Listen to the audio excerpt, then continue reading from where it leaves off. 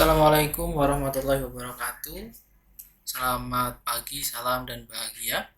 Pada pertemuan keempat kali ini kita akan membahas materi tentang pembuktian teorema sebelum kita melanjutkan ke materi kesejajaran.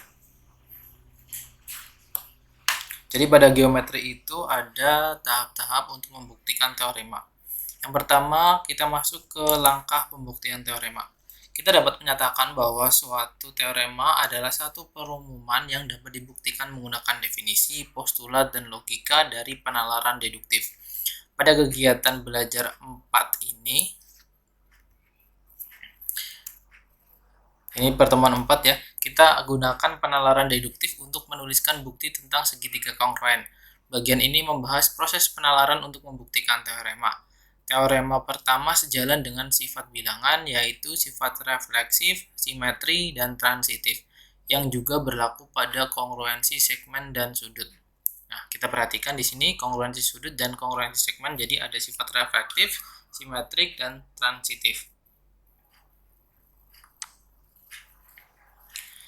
Nah, sifat reflektif sendiri di sini bisa kita lihat sudut A dia kongruen dengan sudut A. Kemudian untuk sifat simetrik yaitu sudut A kongruen dengan sudut B, maka sudut B juga kongruen dengan sudut A. Sedangkan untuk sifat transitif, jika sudut A kongruen dengan sudut B dan sudut B kongruen dengan sudut C, maka sudut A kongruen dengan sudut C. Jadi A itu nanti kongruen karena di sini ada kesamaan yaitu B. Kemudian untuk kongruensi segmen AB kongruen dengan segmen AB. Ya, sama. Kemudian untuk sifat simetriknya, jika AB kongruen dengan CD, maka CD kongruen dengan AB. Dibalik ya. Kemudian untuk sifat transitif, jika AB kongruen dengan CD dan CD kongruen dengan EF, maka AB kongruen dengan EF. Jadi karena dia sama dengan CD, maka AB kongruen dengan EF. Nah, kemudian kita masuk ke 6 langkah proses untuk membuktikan teorema. 6 langkah tersebut adalah yang pertama, jika teorema tidak dalam bentuk jika maka, tulis kembali dalam bentuk jika maka. Kemudian gambar dan beri nama diagram untuk memperlihatkan kondisi atau syarat teorema. Yang ketiga, tuliskan diketahui dari hipotesis dari pernyataan jika maka. Ini akan memudahkan kita untuk melihat apa saja bahan-bahan yang akan kita gunakan untuk membuktikan. Kemudian tuliskan buktikan. Ini akan memperjelas apa yang akan kita buktikan atau akan mengarah kemana kita pembuktian kita. Yang kelima, analisis apa yang harus dibuktikan dan pikirkan rencananya. Kemudian yang keenam, tulis bukti, nyatakan definisi, postulat atau teorema yang sudah dibuktikan sebagai alasan. Contoh pembuktian teorema dengan 6 langkah tersebut ya. Yang di sini ada teorema jika sudut A kongruen dengan sudut B dan sudut B kongruen dengan sudut C, maka sudut A kongruen dengan sudut C. Ini sifat transitif. Kita akan membuktikan. Langkah yang pertama adalah tuliskan dalam bentuk jika maka. Ini sudah bentuk jika maka ya.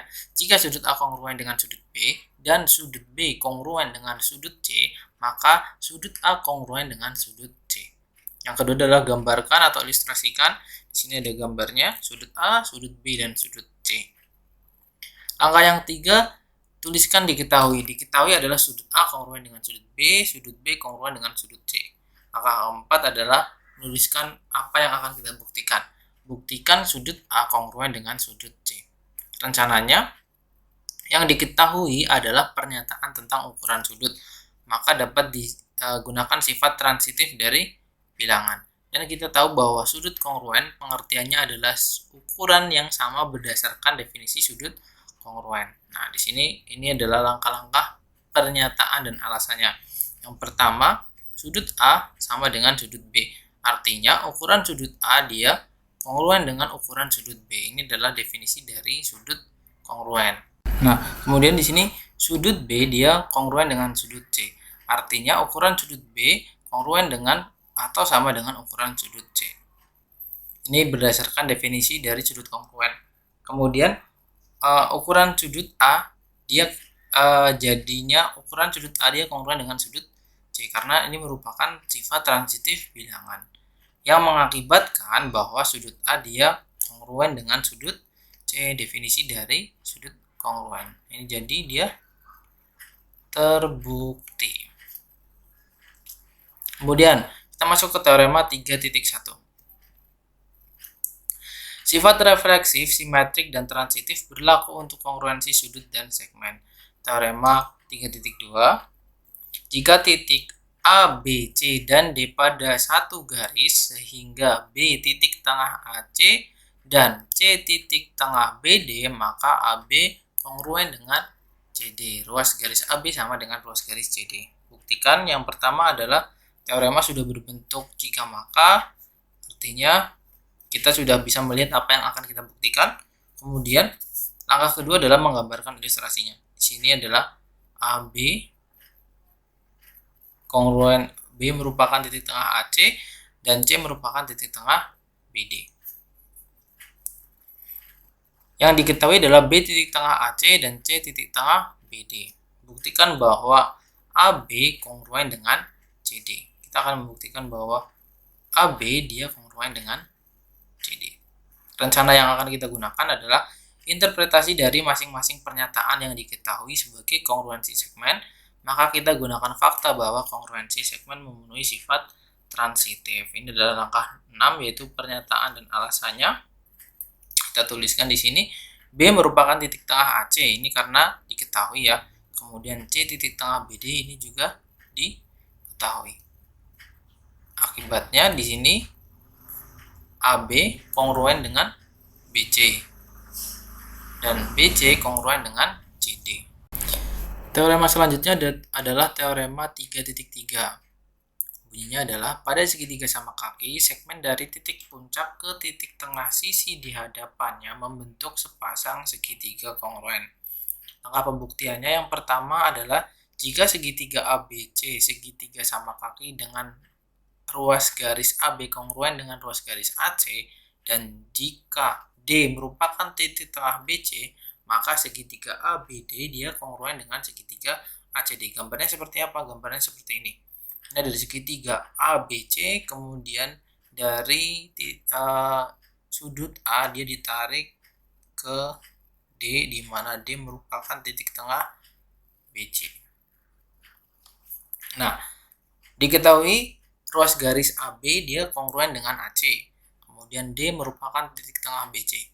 Akan dibuktikan bahwa segitiga ABD dia kongruen dengan segitiga ACD. ABD dia kongruen dengan segitiga ACD. Rencananya akan gunakan informasi yang diketahui, definisi titik tengah, sifat reflektif segmen bersama dengan postulat kongruensi sisi.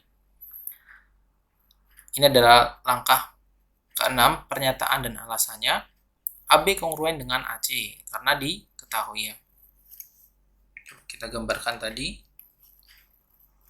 Gambarkan lagi ini. Ini A, ini B, ini C, kemudian di sini ada D. Sama, ini juga sama. D merupakan titik tengah BC karena diketahui. BD kongruen dengan CD. BD sama dengan CD. Kenapa? Karena definisi dari titik tengah. Kemudian AD dia sama dengan AD juga, sifat reflektif atau bisa kita sebut sebagai berhimpit gitu ya. Jadi berdasarkan 1, 3, 4, maka segitiga ABD dia kongruen dengan segitiga ACD berdasarkan postulat sisi. Selanjutnya, nah di sini kita akan menggunakan penambahan dan pengurangan pada sifat kesamaan sifat bilangan. Penambahan pada kesamaan, jika A sama dengan B dan C sama dengan D, maka A ditambah C dia sama dengan B ditambah D. Kemudian untuk sifat pengurangan pada kesamaan, jika A sama dengan B dan C sama dengan D, A lebih dari C, maka A dikurangi C sama dengan B dikurangi D. Kemudian sifat perkalian pada kesamaan, jika A sama dengan B dan C sama dengan D, maka A dikali C sama dengan B dikali D. Kemudian prinsip substitusi, jika A sama dengan B, maka A dapat diganti oleh B pada kesamaan maupun ketidaksamaan.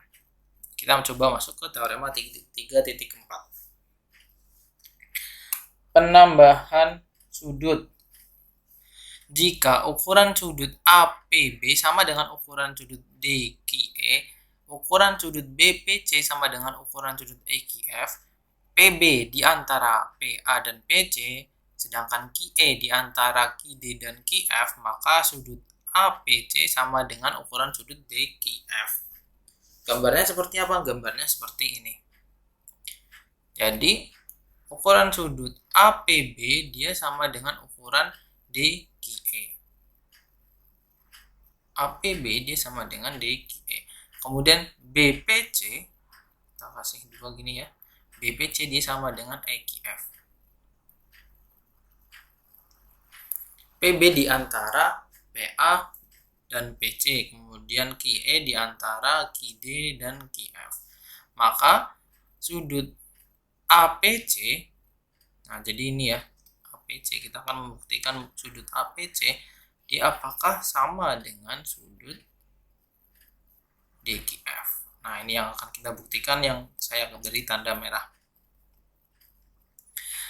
Nah, ini pertama dituliskan apa yang diketahui, kemudian yang dituliskan adalah ukuran sudut APB sama dengan ukuran sudut DQE, kemudian ukuran sudut BPC dia sama dengan ukuran sudut EQF.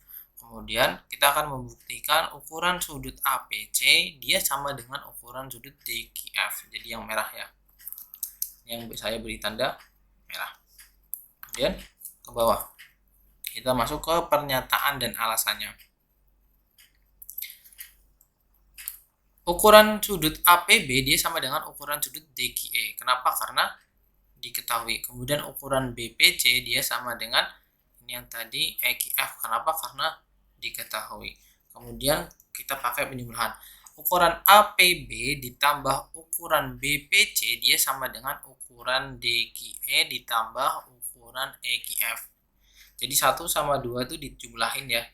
Ini nanti ini adalah berdasarkan sifat penambahan pada persamaan. Nah, kemudian ukuran APB ditambah ukuran sudut BPC dia sama dengan ukuran APC. Kemudian ukuran DQE ditambah ukuran EQF dia sama dengan DQF. Ini dari definisi keantaraan sinar atau dari penjumlahan sudut juga boleh, dari penjumlahan sudut. Nah, jadi karena ini sama dengan ini, kita bisa substitusikan ukuran APC dia sama dengan ukuran DQF. Substitusi dari apa? Substitusi dari ini. Jadi APB yang di sini diganti dengan APC. Kemudian DQEF ini dia diganti dengan DQF. Itu merupakan prinsip substitusi. Jadi terbukti bahwa ukuran sudut APC sama dengan ukuran sudut DQF.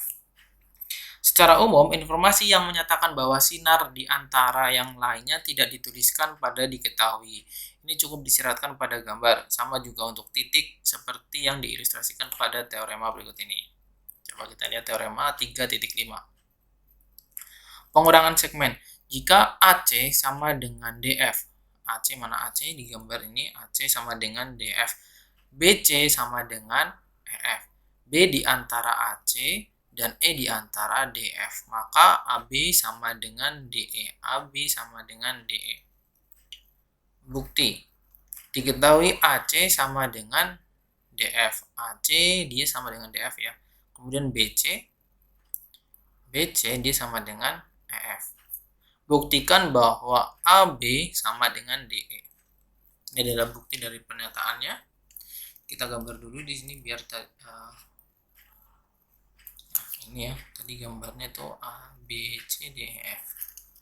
Ini berarti di sini A, B, C, D, E, F.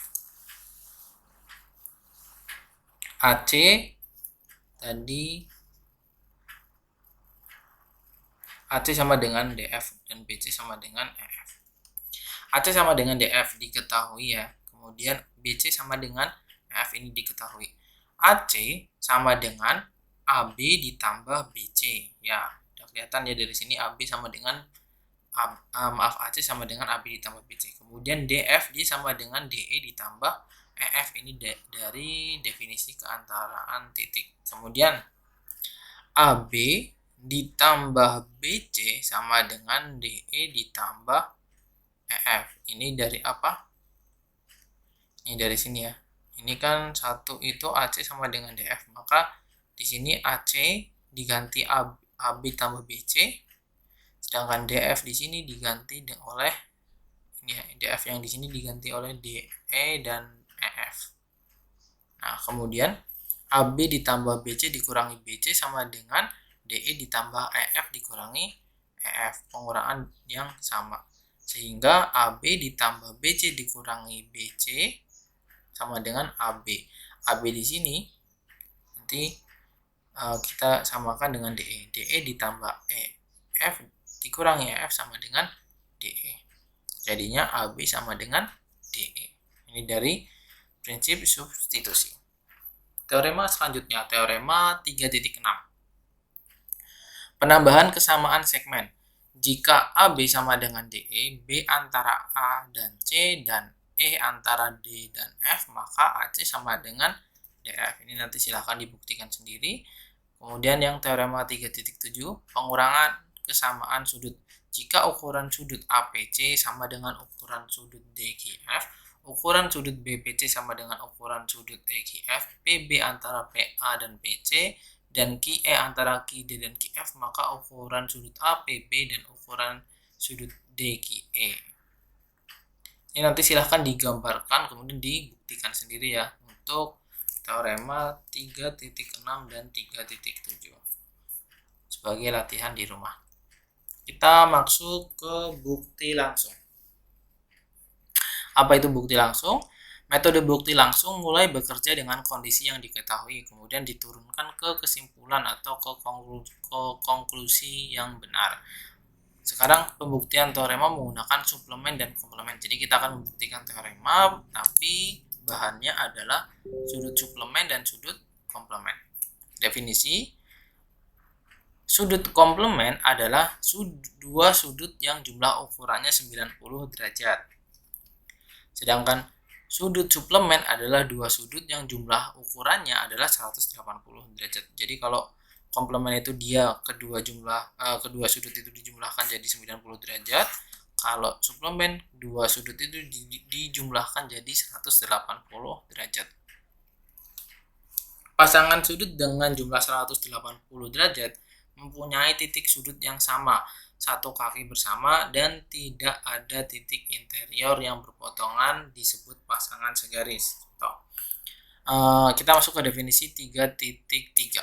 Sudut pasangan segaris adalah sepasang sudut dengan satu bersekutu sehingga gabungan dengan sudut lainnya adalah garis.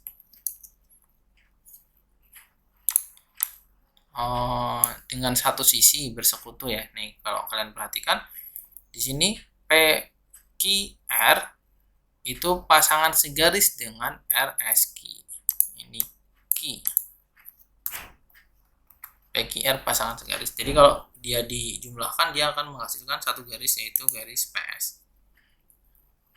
Nah, coba sekarang gunakan busur derajat untuk menjawab pertanyaan tentang komplemen. Silahkan nanti diukur apakah A dia komplemen dengan C, kemudian apakah B komplemen sudut C, kemudian bandingkan ukuran A dengan ukuran B. Begitu juga untuk yang satunya ini, apakah dia komplemen juga. Nah, teorema selanjutnya adalah teorema 3.8, teorema komplemen kongruen. Dua sudut yang komplemen pada dua sudut sama adalah kongruen. Contoh, bukti. Diketahui sudut A komplemen dengan sudut C. Sudut B juga komplemen dengan sudut C. Apakah sudut A dia kongruen dengan sudut B? Nah, kita akan membuktikan ini. Coba lihat pembuktiannya di sini. A komplemen dengan sudut C. Kenapa? Diketahui ya. Kemudian ukuran sudut A ditambah ukuran sudut C 90 derajat ini adalah definisi dari sudut komplemen. Kemudian sudut B dia komplemen dengan sudut C. Ini diketahui, artinya ukuran sudut B ditambah ukuran sudut C sama dengan 90 derajat. Ini dari definisi sudut komplement. Kemudian kita substitusikan karena sama-sama 90 derajat, coba di sini dituliskan ukuran sudut A ditambah ukuran sudut C sama dengan ukuran sudut B ditambah ukuran sudut C. Ini dari prinsip substitusi. Di sini sama-sama ada sudut C, kemudian bisa kita hilangkan ukuran sudut A, jadi sama dengan ukuran sudut B, sifat pengurangan ya. Artinya sudut A sama dengan sudut B. Jadi teorema ini benar, teorema komplement kongruen. Jadi jika ada dua sudut yang komplemennya sama, maka dua sudut itu adalah kongruen. Kemudian kita masuk ke teorema 3.9. Teorema suplemen kongruen. Dua sudut yang suplemen pada dua sudut sama adalah kongruen. Sama seperti tadi ya, tapi ini adalah pada sudut suplemen. Sudut A sama dengan sudut D. Di sini sudut A sama dengan sudut D. Kemudian sudut 1 dia sama dengan sudut 1, makanya warnanya sama dengan sudut 2. Sedangkan AB dia sama dengan CD. Buktikan bahwa BE kongruen dengan CE. BE kongruen dengan CE.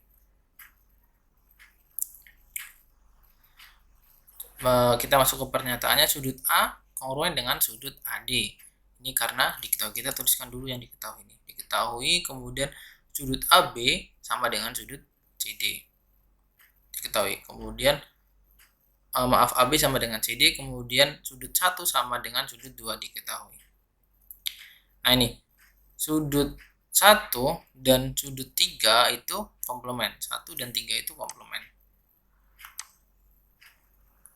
1 dan 3 itu komplement. Yang ini itu komplement.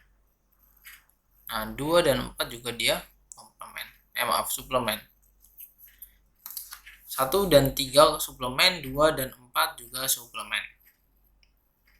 Artinya 3 dan 4 dia sama. Dan ini adalah teorema suplemen dari sudut yang kongruen. Kemudian maka dari sini kita bisa simpulkan bahwa segitiga ABE dia kongruen dengan segitiga ECD atau DCE berdasarkan postulat sudut sisi sudut. Sudut sisi sudut gitu ya. Ini sudut sisi sudut ini juga sama. Nah, karena segitiga ABE itu kongruen dengan segitiga DCE, maka bagian-bagian yang berada pada kedua segitiga itu juga kongruen. Bagian-bagian segitiga yang kongruen juga kongruen. Artinya BE kongruen dengan CE. Contoh lagi, diketahui sudut FGH dan IHG dua sudut siku-siku di mana sudut 1 kongruen dengan sudut 2. Buktikan bahwa segitiga IHG dan segitiga FGH kongruen. Nanti bisa dibaca ya. Kita lanjut ke pembuktian teorema menggunakan sudut bertolak belakang. Kita sebelumnya masuk dulu ke definisi dari sudut bertolak belakang.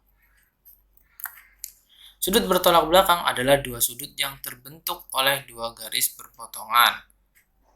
Sudut AOB, dua garis yang berpotongan, berarti di sini ada garis AD dan garis BC. Ada dua garis ini bertolak belakang. AOB ini bertolak belakang ya, menghasilkan dua sudut yang bertolak belakang. DOC dia bertolak belakang. BC dan AD berpotongan di O. Teorema sudutnya, jika dua garis berpotongan sudut bertolak belakangnya adalah kongruen. Jadi di sini ada dua garis berpotongan, maka sudut bertolak belakangnya di sini BOA dia bertolak belakang dengan DOC. Jadi dia kongruen. Nah, ini pembuktian dari teorema sudut bertolak belakang.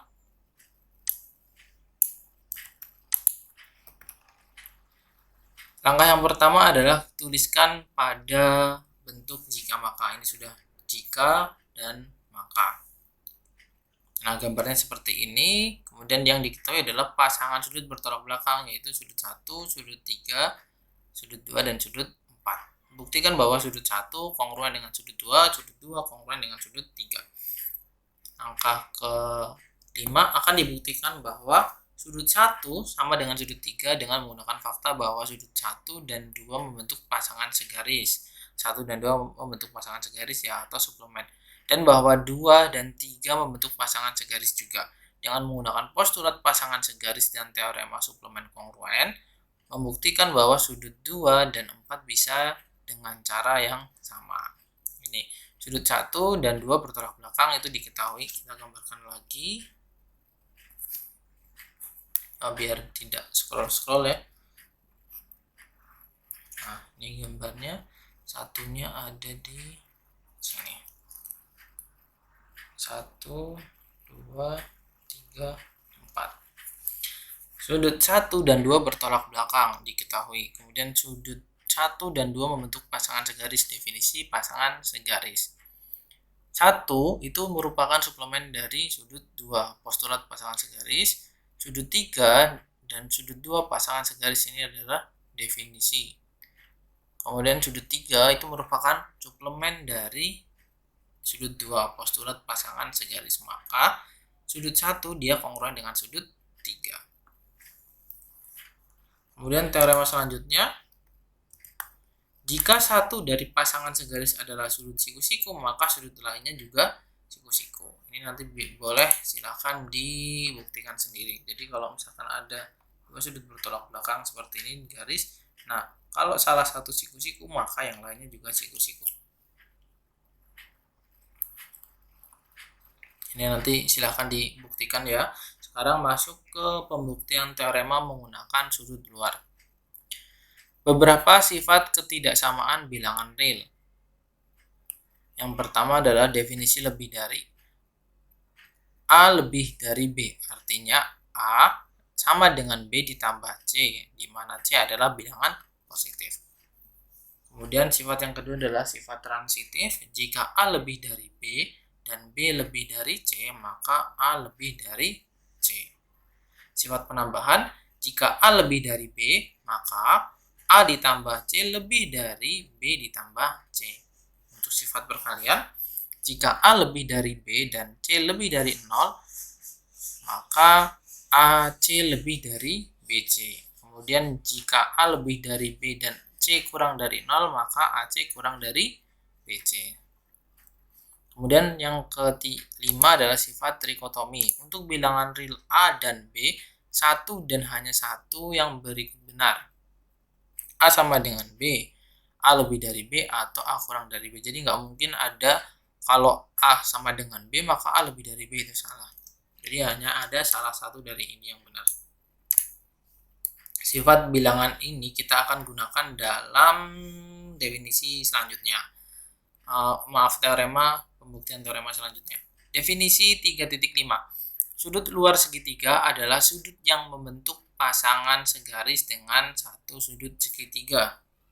Sudut luar yang mana? Sudut luar itu yang ini. Nah, ini adalah sudut luar, ini segitiganya, dan ini adalah sudut luar. Membentuk pasangan segaris dengan satu sudut segitiga. Mana? Ini, satu sudutnya yang ini. Ini ya. Kemudian definisi 3.6. Sudut dalam berjauhan terhadap sudut luar segitiga adalah sudut segitiga yang tidak berbatasan dengan sudut luar itu. Setiap segitiga mempunyai 6 sudut luar seperti gambar di samping. Ini 1, 2, 3, 4, 5. Nama itu adalah sudut luarnya. Untuk masing-masing segitiga berikut, dibelaklah sudut 1 dan bandingkan dengan sudut-sudut di dalamnya. Coba ini bandingkan dengan sudut di dalamnya. Nah, kalau sudah, nanti kita akan ketemu teorema 3.12. Apa itu? Teorema tentang sudut luar. Ukuran sudut luar segitiga itu lebih besar dari ukuran sudut dalam yang berjauhan. Contohnya, ini buktinya. Segitiga ABC dengan sudut luar 1. Segitiga, kita punya segitiga ABC. Mungkin perlu kasih warna ya.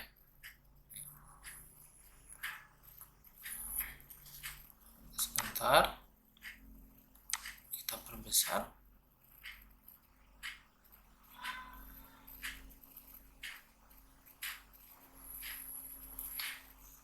itu adalah segitiga ABC. Ukuran sudut 1 lebih dari ukuran sudut 2. Ini kita akan buktikan apakah ukuran sudut 1 lebih dari ukuran sudut 2. Nah, rencananya nanti silahkan dituliskan sendiri, tapi ini adalah pernyataannya. Sudut 1 itu merupakan sudut luar segitiga ABC. Ini diketahui. Kemudian misalkan pilih misalkan M merupakan titik tengah AC. M merupakan titik tengah AC di sini ya. Kemudian pada BM, pilih D sehingga BM sama dengan MD. BM sama dengan MD. Nanti akan terbentuk segitiga ini. Sehingga AM sama dengan MC. AM sama dengan MC. Definisi dari titik tengah kan tadi syaratnya pada BM pilih D sehingga BM sama dengan MD. Jadinya nanti ada titik tengah. Sudut BMA dia kongruen dengan sudut DMC. BMA dia kongruen dengan sudut DMC. Ini ya, BMA ini kongruen dengan sudut ini DMC ya. Bisa kongruen dengan syaratnya bertolak belakang juga bisa. Kemudian jadi di sini segitiga AMB dia kongruen dengan segitiga DMC berdasarkan postulat sisi sudut sisi. Ini pakai sisi sudut sisi aja nih, maaf, sisi sudut sisi. Sisi sudut sisi. Maka karena segitiga AMB kongruen dengan segitiga CMD, maka sudut CMCD, sudut MC D dia kongruen dengan sudut yang kedua. Nah, ukuran sudut MCD itu kalau ditambah DCE, MCD ditambah DCE. DCE dia sama dengan ukuran sudut 3. Yang ini tambah ini sama dengan ukuran sudut 3. Ini sama dengan ukuran. Sebentar, MCD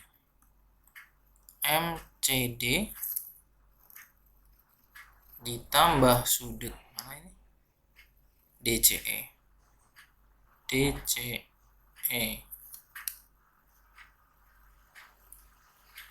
Nah, ini.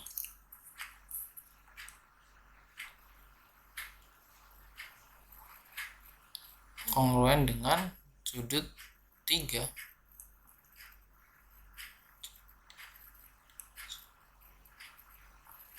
Oh, maaf, ini ada salah ya.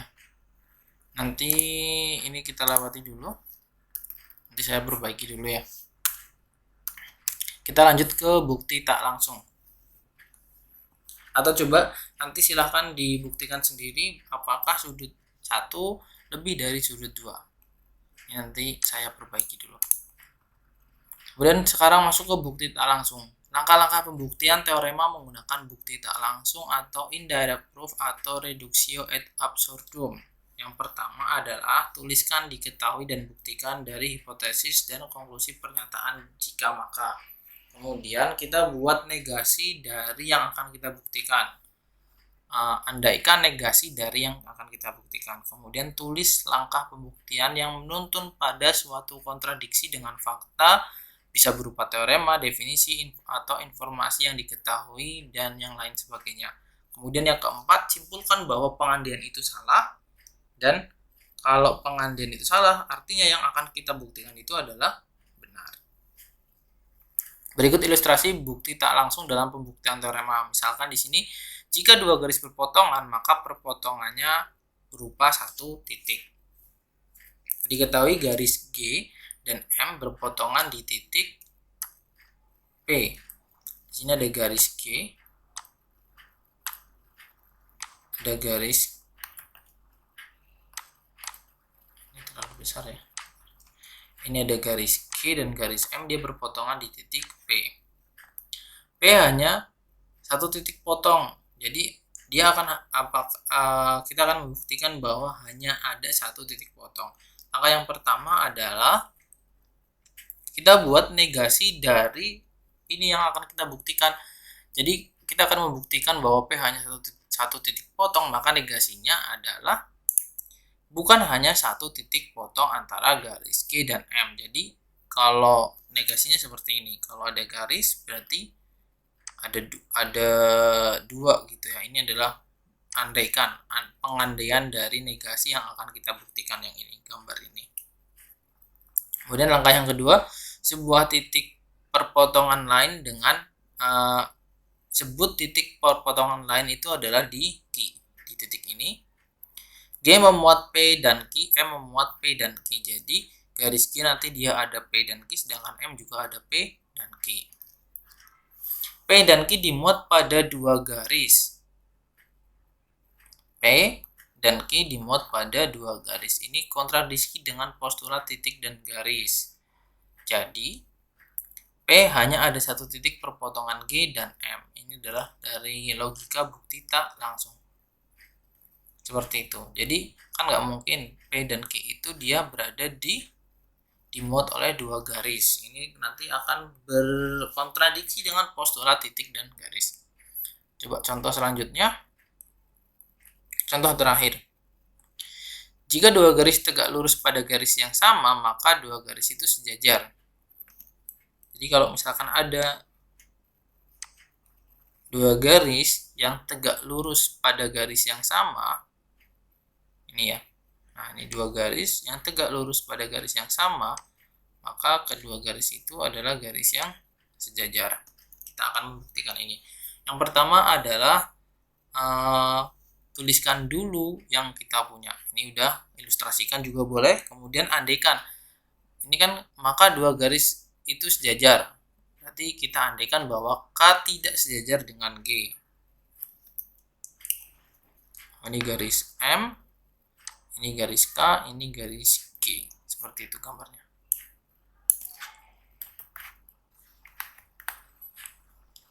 K memotong G di C. K memotong G di C.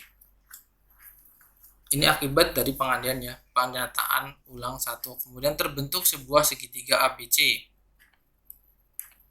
Jadi nanti kalau misalkan ada dua garis yang berpotongan, nanti dia akan pengandaiannya kalau, nah ini adalah contoh bukti dari pengandaiannya, maka akan terbentuk segitiga ABC. Misalkan di sini ABC. Definisi dari sebuah segitiga, sudut sudut DAC itu lebih dari ukuran sudut ABC. Teorema dari sudut luar. Kita perbaiki dulu gambarnya. Jadi misalkan di sini ini A. Nah, misalkan A di sini, sedangkan D di sini. Ini adalah sudut luarnya. Kemudian kita tahu bahwa K itu tegak lurus dengan M dan G tegak lurus dengan M. Kita tahu bahwa K tegak lurus dengan M, G tegak lurus dengan M ya. Nah, karena tegak lurus, maka DAC itu sama dengan ABC gitu, karena dia kan siku-siku. Nah, ini kemudian kontradiksi dengan pernyataan sebelumnya yang menyatakan bahwa sudut DAC lebih dari sudut ABC. Nah, di sini adalah kontradiksinya. Padahal kan harusnya kalau dia tegak lurus, setiap sudut siku-siku ukurannya sama ya, tapi di sini ternyata dia kontradiksi. Nah, di sini ini pernyataan ini adalah pernyataan kontradiksi. Jadi, karena di sini kontradiksi, dapat disimpulkan bahwa K itu sejajar dengan G. Ini adalah logika dari bukti tak langsung. Nah, itu sudah, kita sudah sampai di akhir materi. Apakah ada yang ditanyakan sebelum kita lanjut ke latihan soal? Tidak ada ya?